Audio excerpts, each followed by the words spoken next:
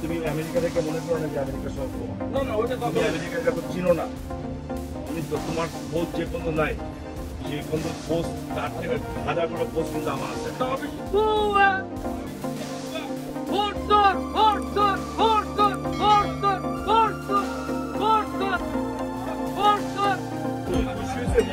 আমি তো বলছি যে আপনারা যদি বলেন বাচ্চা দিয়ে আমেরিকার মতো কথাটা বলতে পারি, তাহলে কথাটা বলবো কোন জায়গায়?